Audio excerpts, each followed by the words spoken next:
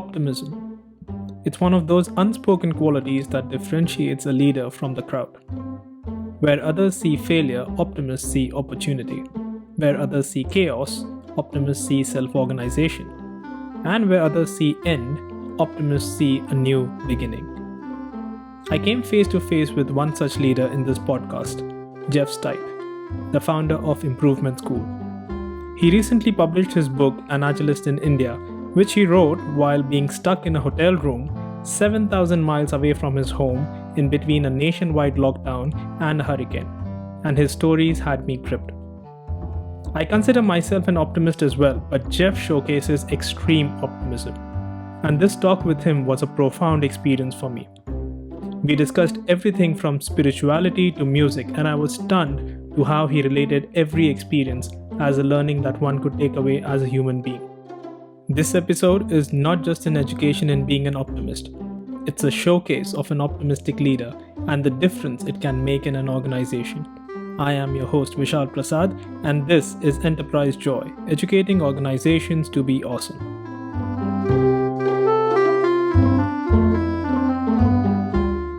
Welcome, Jeff, and congratulations on your new book. Thank you so much, and thank you for inviting me to talk with you here today. You're most welcome.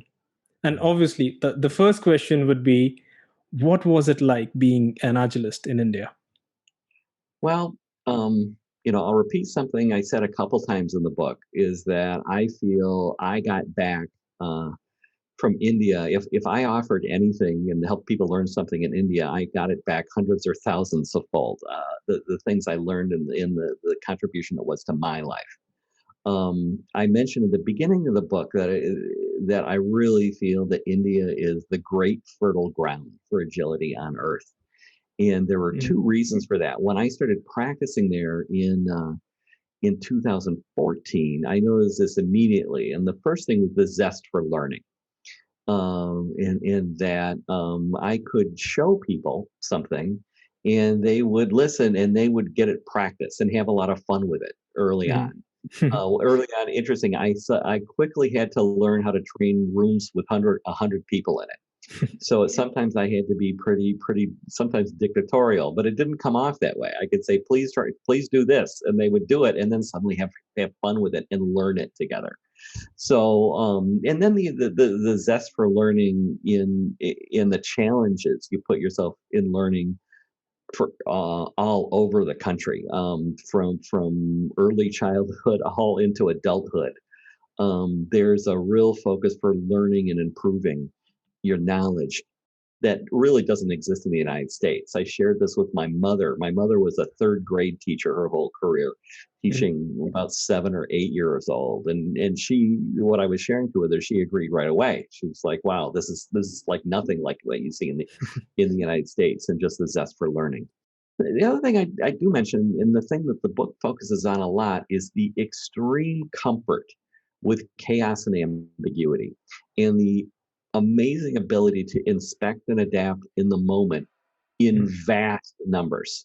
That you have these collective events in India that sometimes have millions of people in it, and an ability to inspect and adapt and live in that situation is just amazing. And I saw it in Agile teams immediately when I was working there. This is just the ability to be very comfortable with these kind of situations that are ambiguous, and deal with it head on and inspect and adapt. And a lot of the book deals with that quality.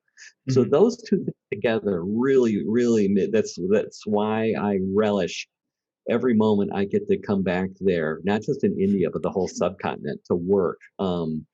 I just relish every moment. And that's actually one of the things that attracted me the most about your journey. So it's the level of optimism. So I consider myself as an optimist as well, but when it comes to agility, my view shifts purely towards discipline, and which in the Indian context, if I believe, has quite a lot of room for improvement.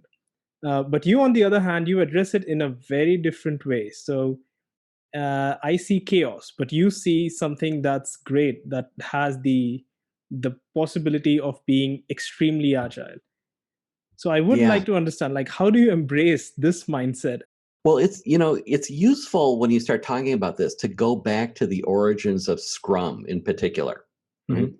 So Jeff Sutherland and Ken Schwaber, when they were creating Scrum, were very inspired by the realm of complex adaptive systems, right? Mhm. And seeing that in Jeff Sutherland, if you read his book, you go back to early in his career as a medical researcher.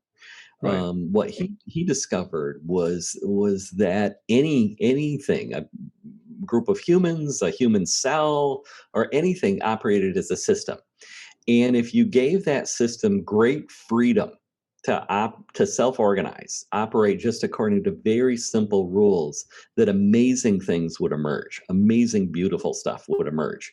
Mhm. And that's the core of Scrum, and that's what I found when I talk about extreme comfort with chaos and ambiguity. That's the quality I'm talking about, right? Not having to set up a lot of bureaucratic rules when you're operating. Now, I can almost hear what you're thinking from across the room. He's like, "Wow, you have all kinds of bureaucracy rules." And one of the things I feel in India is that hierarchy exists, but not so much more than anywhere else in the world. Mhm. You have certain flavors of bureaucracy, yes, that are major impediments in India right now, but I have complete confidence in the ability of people to set up and do it. Now, look, when you look at it, I'm sitting here in the United States, you're sitting here there in India. The origins of our country came from the same place. We were a place that was Mhm. controlled by the British, right? We had our impediments and you had yours, and you banded together as a country to overcome those impediments, and so did we. And so that's why when I see optimism, I see the ability inside the country to deal with that. Now, you use the word discipline, which was interesting. Mhm. I haven't actually had anybody use that word before. And when I think about it, on one hand, yes, there's great discipline in India. I talked about the zest for learning. Mhm. Um, that requires a lot of work and a lot of discipline. Um, Following particular spiritual practices require intense discipline. Some some uh, some teachers, some spiritual teachers in India will tell you that what requires intense discipline for many lifetimes, not just not just one. So that kind of discipline, this kind of and there's a whole chapter devoted to that in the book, Mhm. about the Agile Sadak. Uh, Yeah. that kind of sadhana, that whole concept of sadhana, which is practice towards a goal, requires Mhm. great discipline, and I think that really exists in India.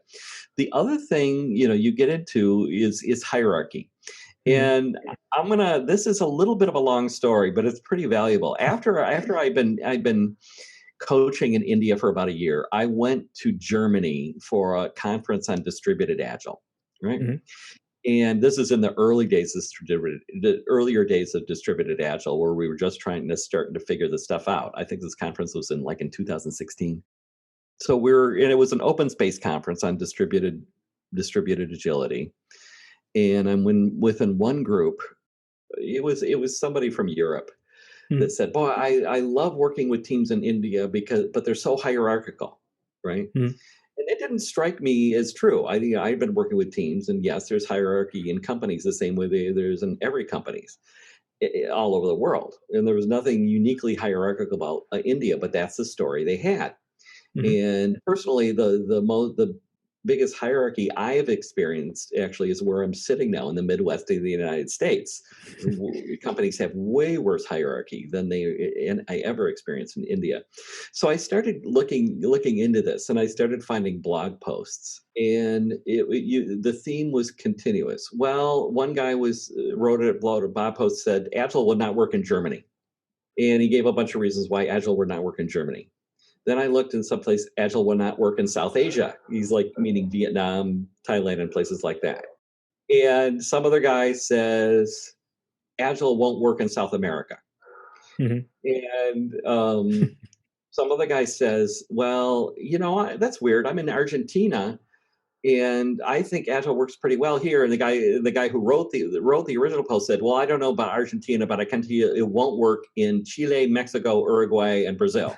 So he had a whole list of, But the thing is, I looked at the consistent message that every one of them had is that no matter what country they aimed their gaze at, Agile wasn't going to work there because people were too hierarchical. Right. Mhm. So the story that a lot of people have about India is a story that a lot of us tell about ourselves. It's an easy way out. So that's why, when you talk about discipline and Mhm. hierarchy, I have found in India, like if you're dealing with horrible government bureaucracy, that people find a way very quickly to route around it. Right. In India, it's a Yeah, quality. they do. You don't, instead of, you just find a way to route around the politicians and get what you need done. And that's another quality that I just find so endearing. It's just, you don't let the political bureaucracy stop you, and often don't let Mhm. a corporate bureaucracy stop you. You figure out a way and get around it. You actually have a word for it you have a word for it in the word is jugaad, right? Jugaad, yeah. Exactly. You just figure something out so you can get and deliver the value you can deliver and keep going on. Yeah. And so this is just like, when I hear discipline, yes, there's a good part of the discipline. The part of the discipline with the hierarchy things is things that can be overcome. Mhm. Absolutely, and I see them overcome all the time. And so that's why, why here in discipline, there's great discipline in India, and a real strong ability to route around things that get in the way. If you don't mistake me, I think there are big impediments, especially in this realm of bureaucracy in India, that have to be dealt with. But the thing is, what I see having practiced there for 5 or 6 years is that people are learning how to do that really Mhm. well now. I do know that you are very spiritual and you're inspired a lot by Swami Vivekananda. So, one of the mottos that you embrace from his work states, do and show, and then Mhm. talk about the plans. When I hear that, the first thing that comes to my mind is we are consultants. How will the clients, or how do the clients for you, react to this belief? And how have you ensured that you turn your discussions to a more optimistic direction, just with Mhm. this about do and show, and then talk about your Yeah. plans? Yeah, and I'll tell you, I was blown away. I was preparing for a talk, and I was researching. I have Vivekananda's collective works, and I found that, Mhm. and it really just blew me away. Because that, you can say that's a statement of Agile in one sentence, Mhm. right? We don't make big plans around stuff. We create something valuable and show it to people, Mhm. and then have a conversation, and then the plans change. If we had big plans, they change out of that. So, but you mentioned, you working as a consultant, Mhm. and in the realm of Agile, in the realm of Scrum, remember, we're wearing a lot of different hats, and consultant is just one of them, Mhm. right?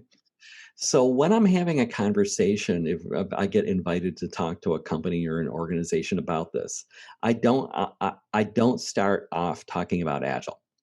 I talk about, what was it that it caused you to invite me to talk to you today? What are the business? What's working or not working in the business? Mhm. Do you need to really increase your revenues, reduce your costs, increase your market share? You need to retain your employees better, right? I didn't just, you invited me to come in here today. I didn't just walk in the room. Mhm. What is it that's underneath that? And that, whenever I'm talking to a company, that's where we start. We don't start with Agile. Right. And because you're looking, and if you can get under it, find out if they have a vision for themselves. That group of people has a vision for Mhm. themselves that's really caused people to want to behave differently. Something that really lets them step up and leave their old selves behind and step Mhm. into this new vision. So that's the thing, where you've invited me in here. Now that we had a discussion of what you want, I'm going to invite you onto something. Mhm. And here's how it might look. Here's how it's going to look, right? We're not going to make a big upfront plan. We're actually, invite a group of you together, and let's get cracking and create something. right? And then so we're really I'm inviting them into a practice, right? I rarely, we keep the big measurable result we want out of the business objectives visible all the time, and we Mhm. build our work around that. For me, especially, values and principles for me are the core for any of the practices. And in Mhm. fact, for me, practices will evolve. Values and principles usually stay intact because it's rooted much deeper. And you relate this notion with spirituality. And if you just pardon my ignorance, since I am not very spiritual myself, it did take me some time to understand how you relate spirituality with agility. But Mm. let's say if you do encounter a person like me who's an agnostic in your professional context, how have you been able to impart this aspect of embracing the values and principles which are related to the practices that ultimately get used in organizations? The way I do it is just to be me as fully as I can possibly be, right? I rarely, the thing is, I can practice not just in India but all over the world.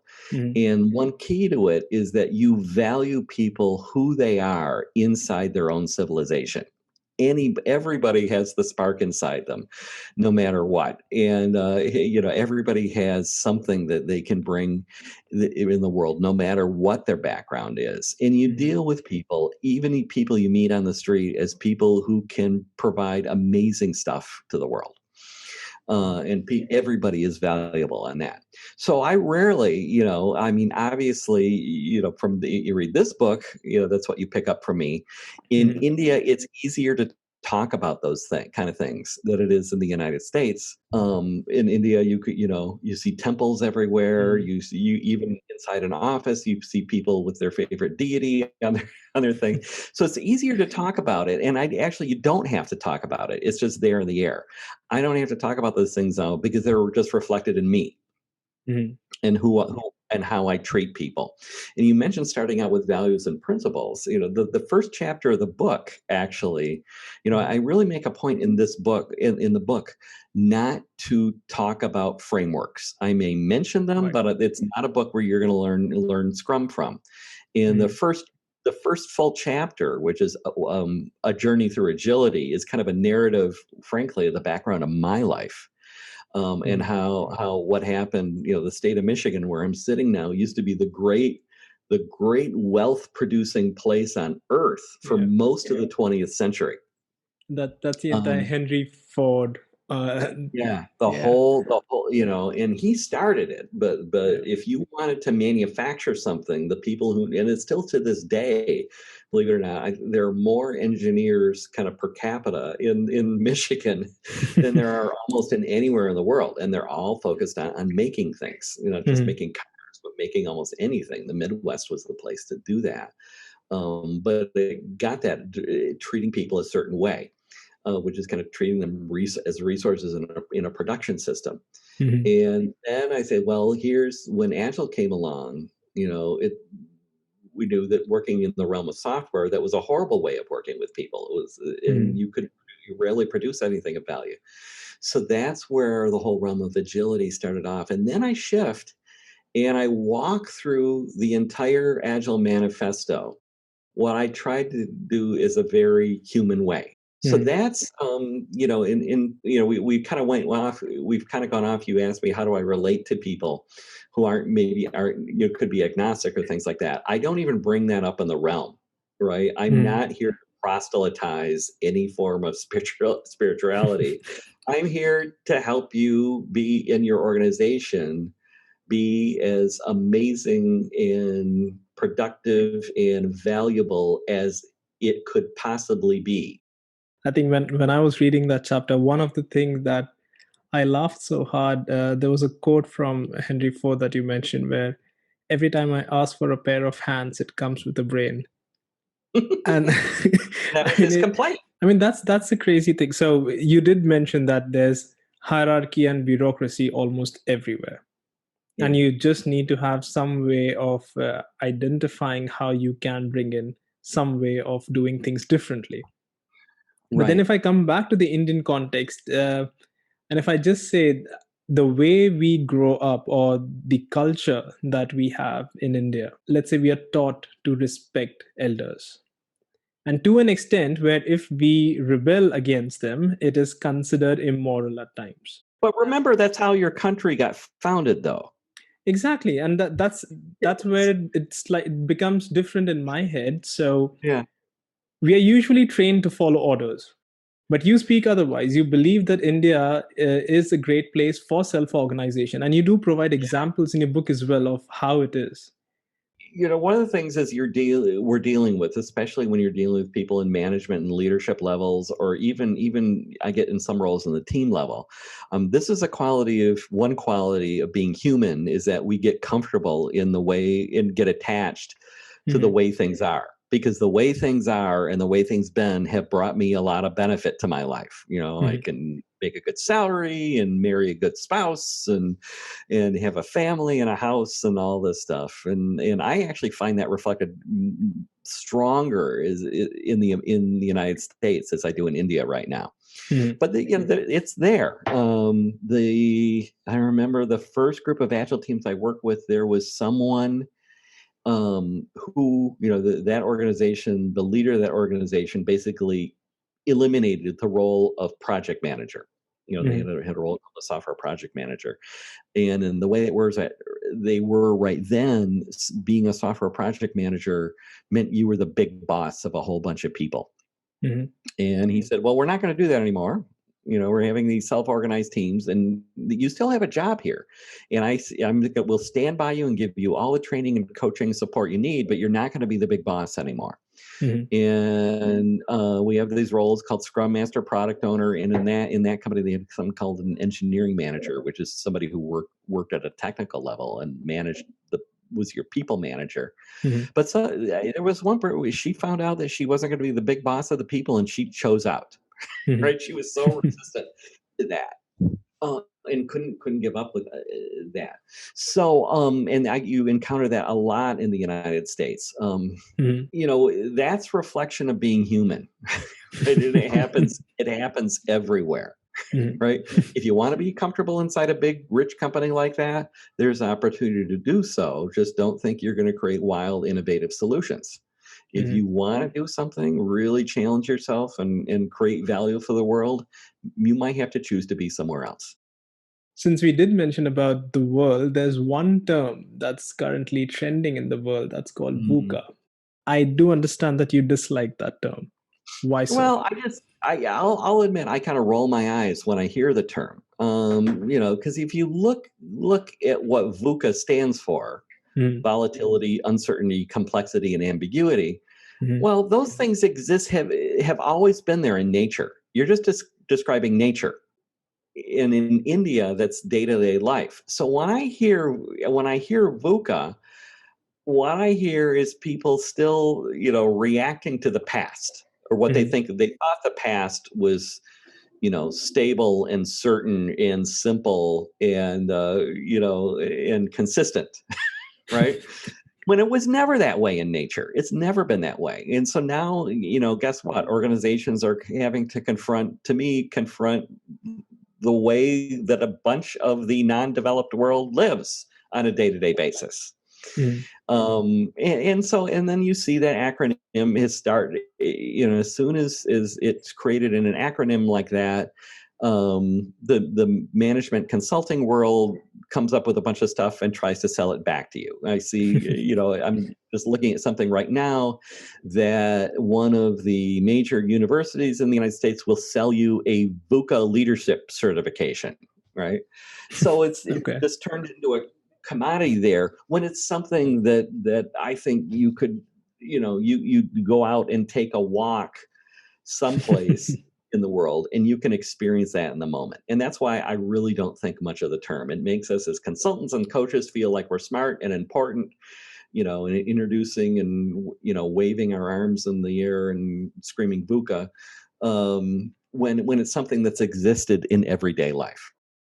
Most of the Indian organizations, we work in a distributed way. That kind of creates, at least I believe, that kind of creates a different way of working from someone who's more co-located in one particular space. May not be India, but somewhere in the world.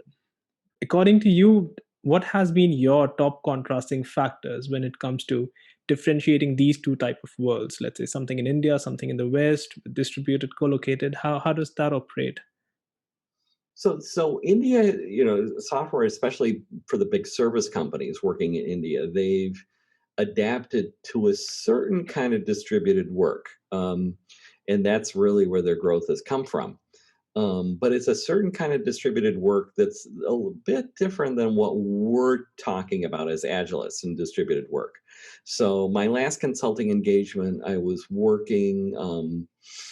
traveling to 4 different cities in India: Coimbatore, Chennai, Calcutta, and Hyderabad, Mhm. where the teams were working and the product owners were all in the United States. So this was a big Indian service company. The client in the United States actually sent me over to India to work with these teams to Mhm. get them all working agile. And when I'm talking about distributed agile, I'm talking about us be able to co-create together. Mhm. I say, my niche among certified enterprise coaches from the Scrum Alliance is I'm the guy who will go anywhere on earth on short notice so I can help global teams building global products. Mhm. And that's the thing. I'm not focused on the country. We've got a team together. So, when I first started practicing Agile in 2007, we would say, no, you can never have a distributed team. It just doesn't Mhm. work. Everything has to be co-located. And the research still to this day says co-located teams can have much higher velocity than Mhm. ones that are distributed, but it's getting better. And this is actually, I think, where COVID might be helping us a little bit in pushing that technology, Yeah. that we can really push where we really have to be able to work together. All right. On a slightly different note, I know that you are a musician Mhm. and you like playing in different bands and with different musicians, even when you're traveling. There's a bit of research in the realm of human systems dynamics, which is the study of how teams work together. Mhm. And there was an article written there by by a researcher who compared great teams with great groups of improvising musicians, Mhm. where new teams and new groups of new musicians will Mhm. always get sidetracked, and if something went wrong, it was a train wreck and everybody would stop. Great musicians and great teams never let any impediments get in their way. If somebody hits a wrong note in an improvising group, well, that's not an impediment. That's just something interesting that That's an opportunity to do something new. maybe we can use that. And great agile teams will react the same way. Victor Wooten also has like these couple of TEDx and TED talks where he talks about the same things about how learning music is like learning a language. And if you're learning a language, let's say when you're a kid, if you make a mistake, your parents don't correct you all the time. Sometimes they just follow your mistakes along with you. And that's how Exactly. the learning happens. The first sentence of the Agile Manifesto, which Mhm. actually is, I think people should spend lot more time considering, is we are uncovering better ways of building software by doing it and helping Mhm. other people do it. Right? This is not a big thought piece here. We learn by practice and helping other people practice it with us. Mhm. Yeah. If you go to one of Victor Wooten's camps, which I have quite a bit at Wooten Woods in Tennessee, Mhm. we're playing a lot of games together. And I'll tell you, I went to a weekend called Jam Camp, right? Mhm. And if you've seen an oud, right, this instrument I play, Mhm. it's kind of funny looking to Yeah. Westerners. And the first night at Jam Camp, sitting up there with my oud we're all on stage, and I think I had 4 bass players, 3 guitarists, and 2 drummers on stage, and me with his oud, right? Mhm. And I never considered myself a very good improviser. And Victor's kind of sitting out in the audience section, and he says, "I think Jeff should start us off. Play." Boom. And that was it. I had to play, and I'll tell you, within 3 minutes, everybody was playing along with me. just by something I had to make up in the moment. Mhm. So that's the point where I really made up that I can improvise with everybody, and so now the thing, I carry that instrument with me around because you can find a musician anywhere, and you don't have to know their language to do it. So that's the thing. Is if you study or actually even start playing music and get into the thing where you're playing with anybody, that will make you a better Agile team member. You'll learn how to react in the moment without letting all these other impediments get in your way. Jeff, thank you so much for having this wonderful conversation with me. This was amazing. Wonderful. Really, really enjoyed this. I can't wait. I think it might be a while, but I can't wait till we can share some time together over in India, or maybe you in the United States, but at least some way that we can get all together. Yeah. Thank you. You take care. That was Being Optimistic with Jeff Stuit. I will leave a link to his profile and references from today's episode in the show description. If you found this discussion just as educational as I did, then do subscribe to EnterpriseJoy wherever you listen to podcasts. A shout out to our patrons Sebastian Holscher, David Taborek, and Anjana Ajay for supporting this podcast. And if you would like to support this podcast as well, then become a patron on patreon.com/enterprisejoy. Patrons receive some exclusive benefits like access to an early release of the 1-hour uncut ad-free version of this episode with Jeff. So do check out what we have to offer. The details of our upcoming episodes can be found on enterprisejoy.com, and you can send your feedback and comments to vishal@enterprisejoy.com so our podcast can continuously improve. Until next time, thank you for listening, take care, and stay safe.